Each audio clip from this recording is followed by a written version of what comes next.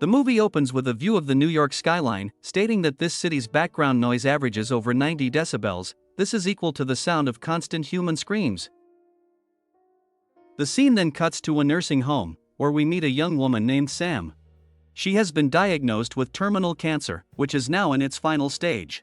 She doesn't have any friends or family, and her only companion is her therapy cat, Frodo. The nurse, Ruben, asks her to say something, so Sam begins to read a poem she wrote. But the poem turns out to be very cynical, as she basically describes how awful the place is. After the session, Ruben invites Sam to attend a show in Manhattan later, where all of the patients are going. It's been a long time since she's been to the city, and Sam agrees, but on the condition that they get pizza from her favorite place. Following this, Sam heads to her apartment, where she replaces the fentanyl patch on her stomach to help deal with her severe pain. She then grabs Frodo and boards a bus heading to Manhattan with the other patients. On the way, we see several military jets flying above the city. The group soon arrives at the theater, and Sam is disappointed to learn that it's a puppet show. She tells Ruben that she wouldn't have come if she had known this. Nevertheless, Sam goes inside and takes a seat, where she meets a man named Henry and his family. Henry's son is very excited to see the cute Frodo. During the show, Sam, who is bored, goes outside with Frodo to buy a chocolate bar and notices a line of military vehicles driving by. Inside a mini-mart, Sam finds it strange that the police are out and about in the city today, but she brushes it off. When she returns to the theater, she sees a worried Ruben on the phone with someone. He explains that they must leave immediately because something is happening in the city. Hearing this, Sam becomes very upset, as he had promised to get her pizza, and it won't take long. This causes an argument between the two, and in the end, Sam reluctantly boards the bus to return. Moments later, all the patients take their seats, and the bus begins to move, but it soon comes to a halt. Sam then notices all the patients looking out the windows and doesn't understand what's happening. And then, all of a sudden,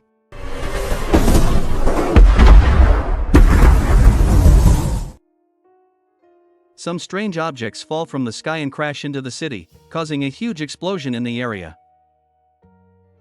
After some time, Sam slowly regains consciousness and heads outside the bus, where the entire area is covered in dust. She realizes that Frodo is nowhere to be seen, which worries her. The sight is unclear, but Sam sees something attacking people in the distance. A soldier notices Sam and warns her to hide, but then he is pulled up by something. Sam then hides behind a car, and this is when she witnesses an alien with long and terrifying limbs. Upon seeing it, a man screams and immediately gets attacked. An ambulance arrives with a blaring siren, and the creature attacks it as well, and Sam loses consciousness once again due to the impact. In the next scene, Sam wakes up and notices Henry in front of her, and he immediately covers her mouth and signals her to remain silent. She realizes that she's inside the theater, and Henry leads her into the main hall, where many survivors are hiding. Sam spots Ruben among them, and they tearfully hug each other. It turns out that Ruben has also saved Frodo, and Sam hugs her cat in relief. Just then, military helicopters fly overhead with a loudspeaker, instructing the citizens to stay silent and wait for further instructions. At this point, we learn that these terrifying alien creatures are blind but have ultra-sensitive hearing, and kill anything that makes even the faintest of sounds. Frodo then attempts to exit the theater and rushes to a door, prompting Sam and Ruben to chase him. It seems like the strange creature is outside the door. Unfortunately, things go from bad to worse when Frodo makes another noise by touching a nearby bell. The creature immediately breaks the door and gets dangerously close to Ruben.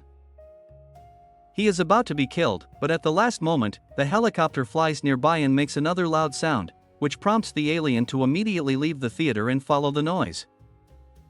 Afterward, Sam goes to the bathroom to freshen up and realizes that her fentanyl patch is damaged.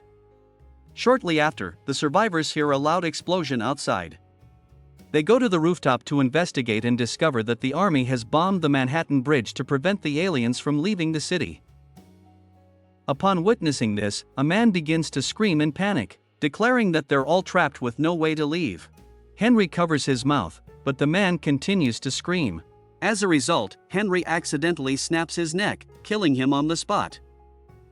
Later on, Sam tells Ruben that she's going to get Patsy's pizza at any cost. Ruben tries to stop her, but then all of a sudden, the electricity in the theater goes out. This causes the generator to turn on, which starts making loud noises. Ruben manages to shut it down just in time. Unfortunately, Ruben accidentally gets his shirt ripped in the generator and makes a noise.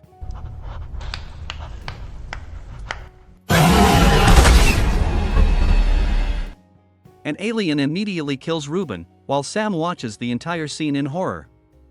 After Ruben's death, Sam feels hopeless about her future. She assumes her time is also coming soon, so she decides to get Patsy's pizza before it's too late.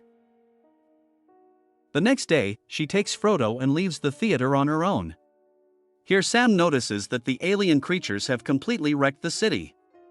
Shortly after, she walks into an abandoned store and grabs some food for herself and Frodo.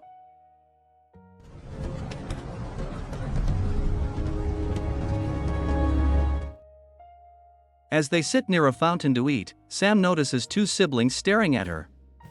Feeling sorry for the children, she offers them a bar of chocolate, which they happily consume. Just then, military jets fly overhead again, instructing residents to proceed to the city's coast, where evacuation boats await them. It turns out the creatures cannot swim, so this is the only chance for the survivors to escape. Sam then invites the siblings to come with her quietly. But in the middle of the road, they can see and hear a group of aliens moving toward the loud sound source. Luckily, they manage to hide in a basement, and after the chaos subsides, they arrive outside. They then notice a large number of people exiting the shelter and heading to the evacuation site, South Street Seaport. Sam asks the siblings to go with these people, while she herself heads in the opposite direction. Unfortunately, the noise from the crowd alerts the aliens, and they start wreaking havoc again. Frodo jumps from her grasp and runs away, while Sam seeks refuge under a car for safety. During this, a man grabs her feet and pleads to be saved, but he is soon killed by a creature. After things calm down, Sam crawls out and goes to hide in a narrow alleyway. Meanwhile, Frodo chases a mouse through the streets and soon comes across a flooded subway. He begins to drink water right when a man named Eric emerges from the water. With nothing else to do, he follows the cat and arrives at the alleyway where Sam is hiding. Sam is relieved to find her beloved cat again. But upon seeing Eric, she signals him to go to the evacuation point as soon as possible. Despite this, Eric continues to follow her. Shortly after, it begins to rain, so Sam speaks in a low voice and advises him to go to the coast, where he can find a boat. However, the man seems to be having a panic attack and says that he's too scared to go alone. This leaves Sam with no choice but to let him join her. The two then head to Sam's apartment, but she doesn't have any keys. She asks Eric to break the door, but only when the thunderstorm hits, so it won't attract the aliens. Eric obliges and successfully opens the door. Inside, Sam searches for fentanyl patches for her pain, but doesn't find any. The only good thing is that they are able to talk softly, as the storm continues to rage outside. Sam confides in Eric about her terminal illness and asks if he doesn't have anywhere to go. The man reveals that his family is back in England. Sam then asks him to go to the coast and leave the city tomorrow. When asked about her plans, she says she intends to just get Patsy's pizza. Eric asks her again if he can go with her to Patsy's pizza, but she doesn't respond. Instead, she expresses her sufferings and the pain of cancer through her poetry notebook. At this moment, the thundering intensifies, so Sam takes advantage of this to scream out her frustration, and Eric also joins in. The next morning, Sam wakes up early and decides to sneak out with Frodo, so Eric can save himself. However, after walking for a while, she discovers that Eric has managed to follow her again.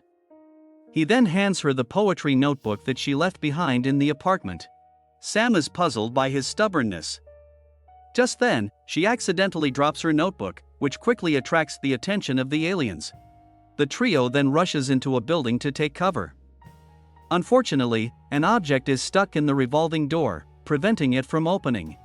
Eric forcefully manages to pry it open, but the noise attracts the aliens, and they follow them into the building as well.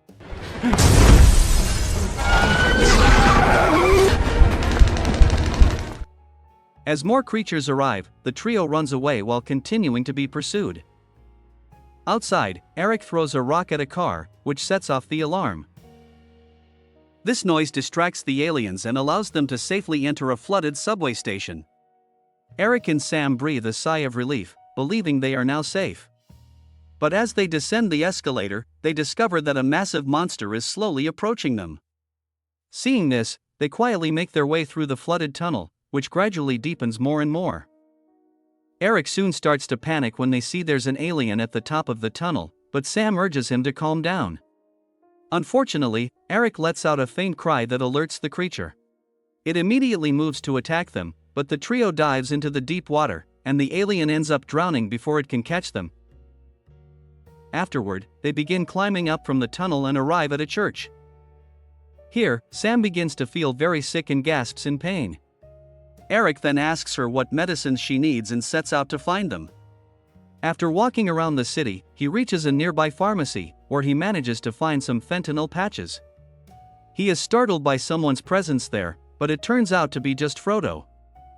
The two then make their way back to the church, but on the way, Frodo sneaks into a burning building, and Eric follows to catch him.